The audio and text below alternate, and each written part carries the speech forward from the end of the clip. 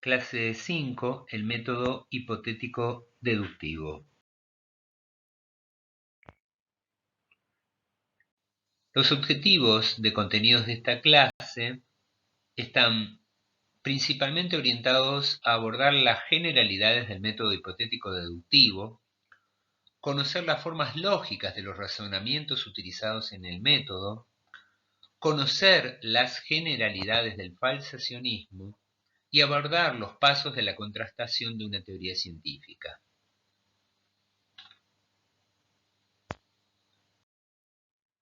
Una filosofía surgida en la Europa de fines del siglo XIX, que fue el positivismo, que postulaba al conocimiento científico como única forma de saber legítimo.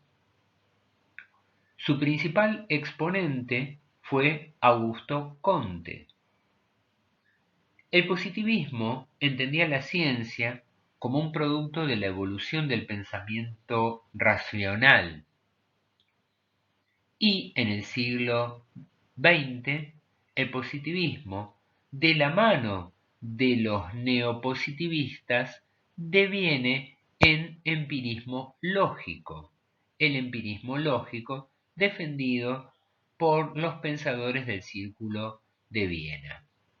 Dentro del positivismo también tendríamos que incluir a un crítico de la posición inductiva, que es Karl Popper, al que podríamos considerar un positivista disidente.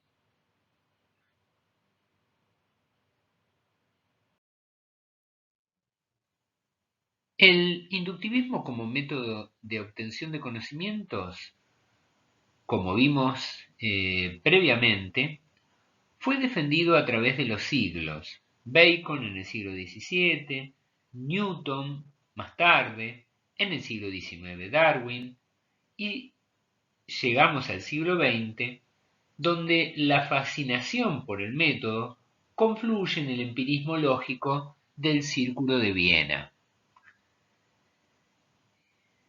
Y por eso es que se encuentra en esta diapositiva una foto de uno de sus defensores, Rudolf Carnap.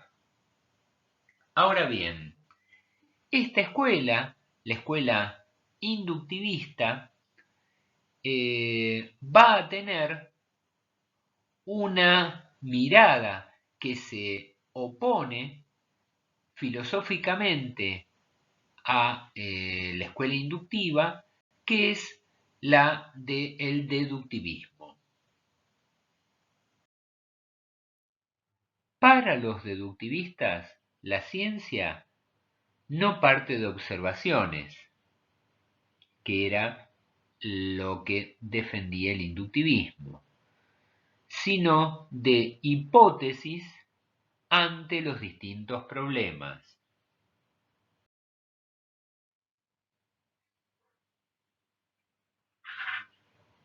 Uno de los críticos a la posición del Círculo de Viena fue Karl Popper. Este pensador, representante del racionalismo crítico, es un crítico de la inducción como método cognoscitivo.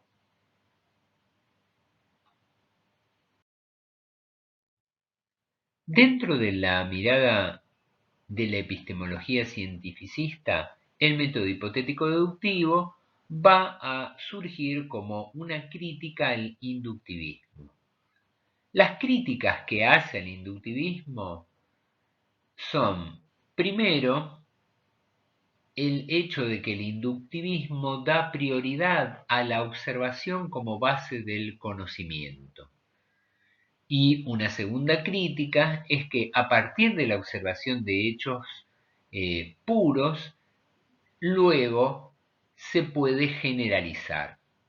Y aquí la crítica está planteando que este es un razonamiento inválido.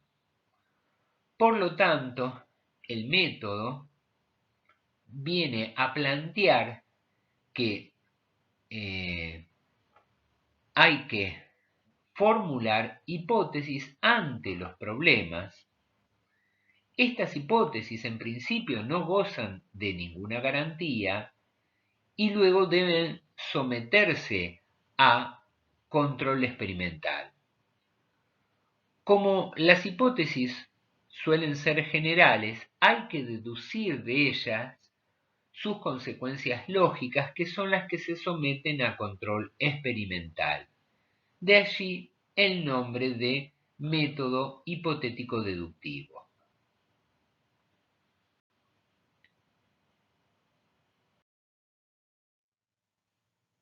Ante un problema planteado, lo importante es la imaginación del científico para generar una hipótesis. Las hipótesis no se obtienen por generalización de las observaciones. Esto es entonces el planteo diferencial del método hipotético deductivo. La contrastación de hipótesis se basa en un razonamiento deductivo que consiste en afirmar que si la hipótesis es verdadera, se producirán determinados sucesos observables, es decir, consecuencias observacionales. Las consecuencias observacionales son aquellos sucesos observables que se espera que ocurran de ser cierta la hipótesis. En el método hipotético deductivo se transita un camino descendente. Desde una hipótesis o una ley se deduce una determinada explicación o predicción que explica el caso. ¿Cómo funciona el método hipotético deductivo ante un problema concreto de salud que debe explicarse?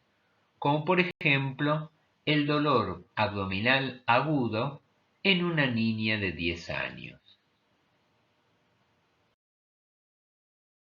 De cada una de estas hipótesis se deriva o deduce una determinada consecuencia observacional.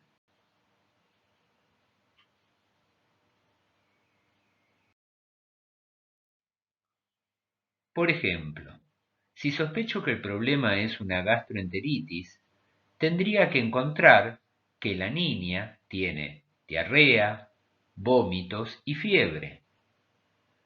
Si pienso que es una infección urinaria, tendría que observar si la paciente tiene dolor abdominal, leucocitosis y una orina patológica.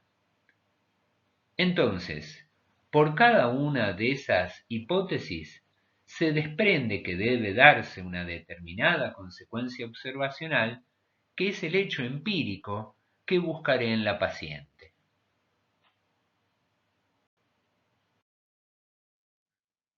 En mi ejercicio deductivo hay 6 hipótesis que descarté o refuté y he encontrado que la niña tiene como consecuencia observacional fiebre, leucocitosis, vómitos, dolor en el cuadrante inferior derecho y signo de defensa a la palpación, al que se le agrega un hecho empírico, que es una ecografía con diámetro transverso del apéndice mayor a 6 milímetros, que confirma la consecuencia observacional y la hipótesis de que la niña tiene una apendicitis.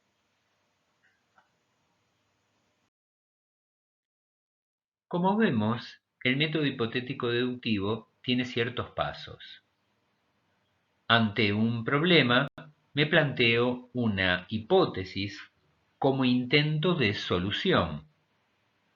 Deduzco consecuencias observacionales que luego a través de la experimentación serán contrastadas.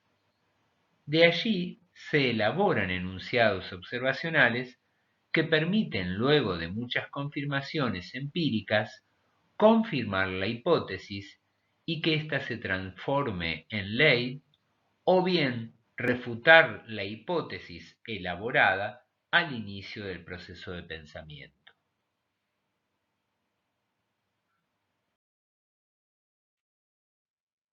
Veamos un ejemplo. Imagínense un fármaco que se prueba en ensayos preclínicos, es decir, en animales, para comprobar su eficacia ante una determinada enfermedad.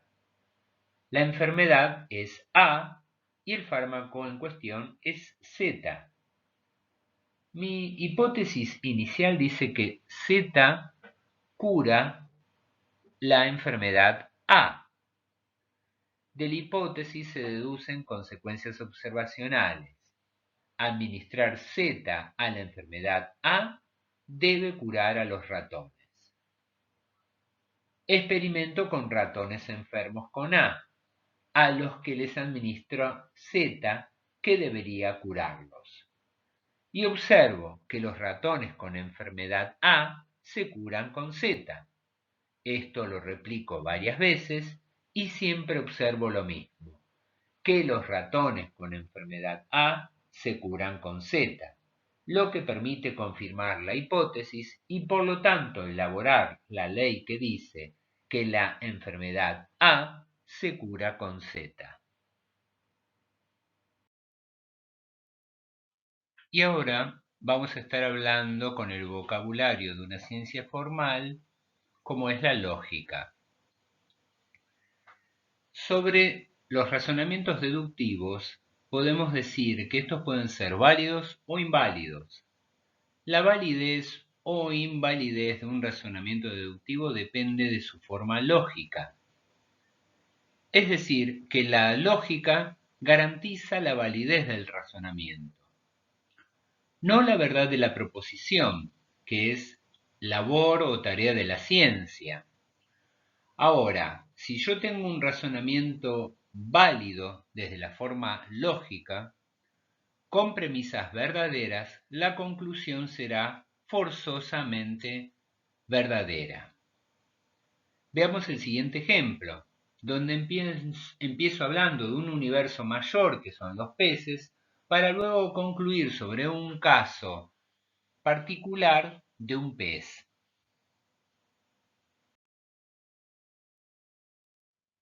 Este razonamiento es correcto desde el punto de vista lógico, es decir, tiene una forma válida. Si el contenido de las premisas es verdadero, la conclusión también lo es. Todos los peces son animales con branquias. Esa premisa es verdadera. Los surubíes son peces. También es una premisa verdadera. La conclusión es: los surubíes son animales con branquias. También es verdadera. El esqueleto lógico es el siguiente: todo A es B, X es A, X es B. Con esta forma lógica y con la verdad de las premisas, yo aseguro que la conclusión es verdadera.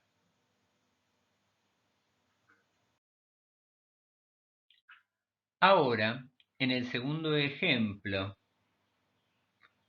todos los peces son animales con branquias. Esta premisa es verdadera. El cangrejo es un animal con branquias. También es una premisa verdadera. Sin embargo, la conclusión "el cangrejo es un pez", esa conclusión es falsa. Observamos que tenemos premisas verdaderas y conclusión falsa, y esto ocurre porque el razonamiento desde la forma lógica es inválida. El esqueleto lógico es distinto, es todo A es B, X es B, X es A. Cuando el esqueleto lógico es incorrecto, yo no puedo asegurar, la verdad de la conclusión, aunque las premisas sean verdaderas.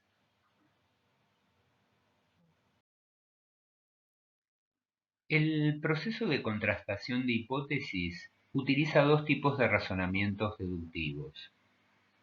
Uno se utiliza para refutar una hipótesis y se conoce como modus tollens, que es un razonamiento de tipo válido. Y otro que sirve para confirmar una hipótesis, que se conoce como falacia de afirmación del consecuente, y en este caso es un razonamiento de tipo inválido.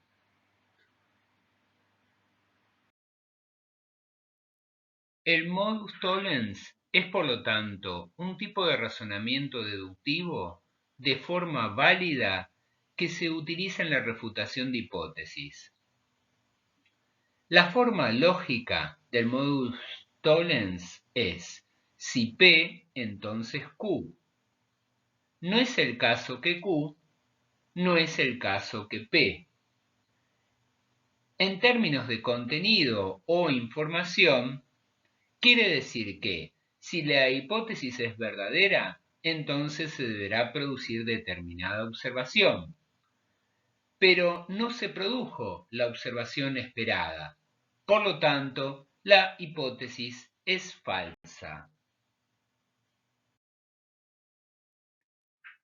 Ahora vamos a un ejemplo con la forma lógica del modus tollens. Recordemos que el modus tollens es un razonamiento válido. Si es un razonamiento válido es porque utiliza una regla lógica. En este caso es: si tengo un condicional en una premisa y en la otra premisa niego el consecuente de esa premisa, concluyo de forma válida la negación de su antecedente. Esta regla lógica se expresa como: si P, entonces Q. No es el caso que Q. Conclusión: no es el caso que P. Ahora, completemos este esqueleto lógico con proposiciones. En el shock descompensado, el paciente está hipotenso. El paciente no está hipotenso. Por lo tanto, dice la segunda premisa, la conclusión es: no está en shock descompensado. En la primera premisa tengo una proposición condicional. En la segunda premisa se niega ese condicional. Por lo tanto, la conclusión niega el antecedente. Esta es la forma que me permite rechazar una hipótesis. Ahora, mientras que la refutación de una hipótesis se basa en un razonamiento válido, que es el modus tollens, la confirmación de una hipótesis se basa en una falacia formal, que es la falacia de afirmación del consecuente. Dicha confirmación de hipótesis nunca es segura porque se basa en un razonamiento inválido. En la falacia de afirmación del consecuente, yo tengo un condicional en una de las premisas. En la otra premisa, afirmo el consecuente de ese condicional. Y en la conclusión, se afirma el antecedente. Pero la conclusión de ese antecedente es inválida. La forma lógica de la falacia es: si P, entonces Q. Es el caso que Q, y la conclusión dice: es el caso que P. ¿Por qué este razonamiento es una falacia? Porque parece válido, pero no lo es, porque la conclusión no está garantizada por sus premisas. Por ello, es un razonamiento falaz o engañoso. Si a la forma lógica de la falacia la completamos con proposiciones, nos queda el siguiente caso. En la primer premisa hay un condicional que dice: en el shock descompensado, el paciente está hipotenso. En la segunda premisa afirmo el consecuente: el paciente está hipotenso. Por lo tanto, llego a la conclusión que dice que el paciente está en shock descompensado. Es decir, afirmo el antecedente. Pero nuevamente esa conclusión no está garantizada por sus premisas. El paciente puede estar hipotenso por otras causas. Puede tener una hipotensión ortostática, puede tener una hipotensión por dolor, una hipotensión postprandial. Entonces, este es un razonamiento que parece válido, pero no lo es. Por eso es falaz. Ahora veremos un clásico ejemplo de razonamiento deductivo, muy significativo en la historia de la salud, que ocurrió en un hospital general de Viena en el siglo XIX y que tiene como protagonista a un médico obstetra húngaro que es Semmelweis. El problema enfrentado en ese momento ocurría en una sala de maternidad del hospital donde las puérperas morían de fiebre puerperal. Imagínense que esto ocurre en una época en que estaba vigente la teoría miasmática para explicar las enfermedades. Ocurría que había una sala del hospital, la división primera, donde una gran proporción de mujeres moría por fiebre puerperal, y esto no ocurría en la otra sala de la maternidad, la segunda división, donde la mortalidad era mucho más baja. Semmelweis dio varias explicaciones sobre el problema. Una primera hipótesis elaborada fue que el problema fuera producido por un cambio atmosférico, es decir, una explicación que se fundamentara en una teoría miasmática. Porque, de ser cierta la epidemia, habría afectado con alta mortalidad a los pacientes de la división 2. De esa forma, descartó esa primera hipótesis. Luego, descarta una segunda hipótesis que era el hacinamiento de las pacientes, dado que en la división 2 había mayor número de pacientes y fallecían menos.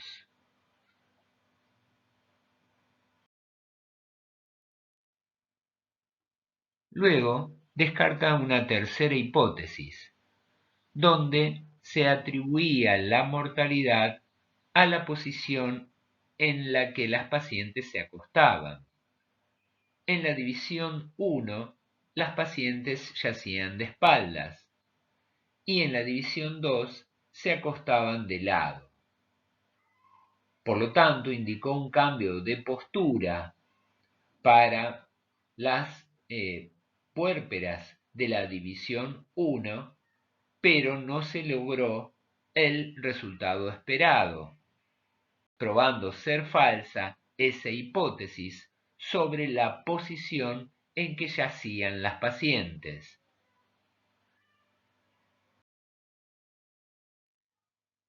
La cuarta hipótesis elaborada planteaba que había una diferencia entre los profesionales que revisaban a las mujeres de la división 1.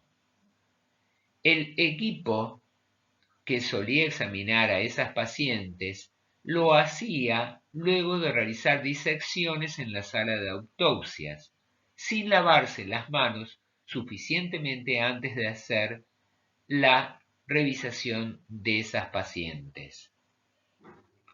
La hipótesis de Semmelweis era que había materia cadavérica en las manos de los médicos que podía envenenar la sangre de los pacientes. Si esa hipótesis era correcta, se podía prevenir la fiebre puerperal destruyendo el material infeccioso adherido a las manos. Con la indicación del lavado de manos con hipoclorito cálcico a los médicos antes de revisar a las pacientes, Semmelweis logró disminuir la mortandad por fiebre puerperal. La consecuencia observacional establecía que lavarse las manos disminuiría la mortalidad, situación que se contrastó con la experiencia de lavado que efectivamente disminuyó la mortalidad por fiebre puerperal. La confirmación de una hipótesis, al apoyarse en la falacia de afirmación del consecuente, siempre es sólo una corroboración, es decir, que la verdad de una conclusión ha quedado corroborada temporariamente. La conclusión no está garantizada por las premisas porque se parte de un razonamiento inválido. Karl Popper propone, dada la imposibilidad lógica de justificar la verdad de las hipótesis científicas a partir de enunciados observacionales, un método que apunta a refutar hipótesis en vez de confirmarlas. Este método se llama falsacionismo. Si la hipótesis no pasa las pruebas de contrastación con la experiencia, se desecha. Se ha establecido que es falsa, que su descripción del mundo es incorrecta. Si por el contrario tiene éxito, ha quedado corroborada temporariamente, que no es lo mismo que decir que la hipótesis es verdadera.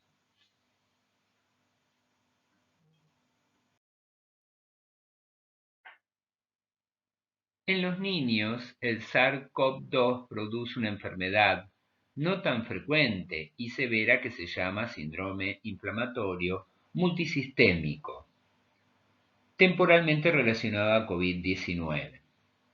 La enfermedad se manifiesta por un estado procoagulante que se evidencia en sangre con elevación del dímero D. El dímero D se suele usar para averiguar si una persona tiene un problema de coagulación. El siguiente enunciado dice: todos los niños con síndrome inflamatorio multisistémico tienen dímero D elevado. Ahora, esto, que es una ley, es verdad mientras que no aparece un caso que contradice el enunciado observacional, como el del niño Mario M. Este ejemplo, que se encuentra en la culminación del texto integrador que relaciona la clase 4 con la clase 5, el camino inductivo y el camino deductivo, nos permite ver cómo un enunciado universal verdadero deja de serlo cuando aparece un contraejemplo que contradice la ley.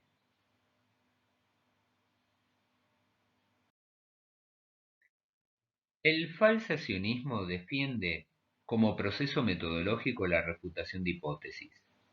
La refutación de hipótesis se apoya en la regla lógica modus tollens, que garantiza la verdad de la conclusión. Una hipótesis es un enunciado científico que dice algo acerca del mundo y es por lo tanto falsable. Es una verdad, pero que nunca puede determinarse de manera concluyente. Un enunciado singular no puede determinar la verdad de un enunciado universal, pero sí su falsedad. Solo podemos comparar los enunciados observacionales que se deducen de las hipótesis con la experiencia, y este proceso de comparación con la experiencia se denomina contrastación.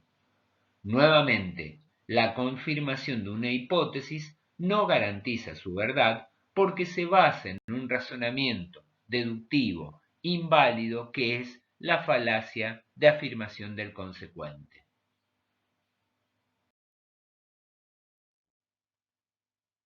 El camino del científico debe ser el de buscar refutaciones posibles de las hipótesis en vez de tratar de salvarlas por la vía de la confirmación. En caso de encontrar una refutación, se debe eliminar la hipótesis y reemplazarla por otra.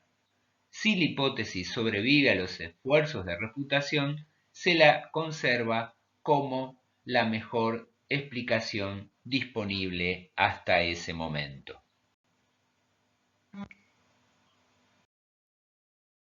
La ciencia empieza con problemas.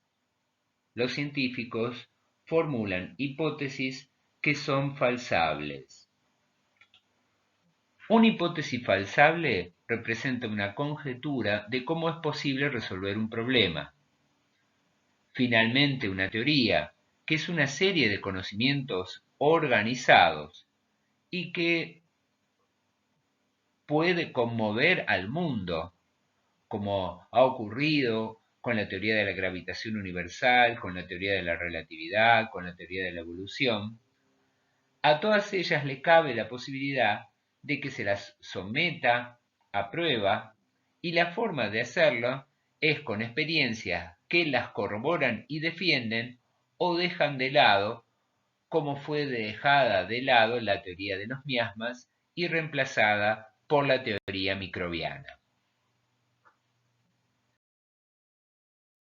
Ante el dictamen de la experiencia se mantiene aquella teoría que ha soportado la contrastación. Para finalizar, un cuadro que diferencia los dos modelos en debate en la epistemología anglosajona. El inductivismo defendido por los empiristas lógicos y el falsacionismo defendido por Popper, que como dijimos, se lo puede considerar un positivista disidente.